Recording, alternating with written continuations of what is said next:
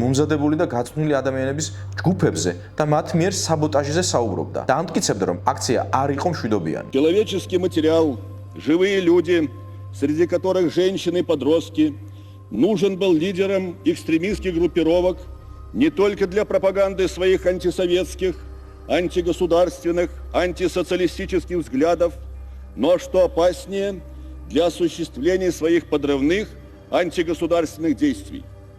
Те, кто сейчас после трагедии говорят о мирном характере митинга, это дословно после трагедии, забывают, что в то самое время, когда над центральным проспектом города день и ночь раздавались гнусные призывы к физической расправе с коммунистами, разжигались антирусские и националистические настроения, группы хорошо обученных, организованных людей пробирались на предприятия, останавливали работу сотен и тысяч людей, возвращали в парки пассажирские автобусы, били стекла, оскверняли памятники, направляли ударные отряды в другие районы республики, повсюду сея смуту, раздор, беспорядки. Создавалась реальная угроза захвата жизненно важных объектов республики. გენერალი როდიონოვი ასევე ამტკიცებდა, რომ საქართველოს მოსახლეობის უმრავლესობა ამ როგორც იგი ამბობდა, შაბაშებში არ იღებდა მონაწილეობას და რომ აქციები მხოლოდ საზოგადოების მცირე ნაწილის ახირება იყო.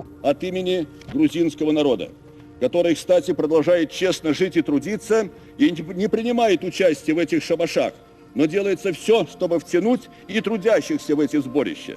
საერთო სახალხო აშფოთება მოყვა როდინოვის მიერ იმის მტკიცებას, თითქოს საბჭოთა ჯარისკაცებს, რომელთა უმრავლესობაც ცხადია რუსი იყო, ნიჩბები ხელში მხოლოდ თავდაცვის მიზნით ეჭირათ, რადგან მათ თავს ესხმოდნენ მომიტინგეები, რომლებიც მან ბოევიკების შეერაღებულ დაჯგუფებად მოიხსენია. И вооруженные отряды боевиков. Кое-кто держал в руке саперную лопату, потому что солдату надо было чем-то защищаться.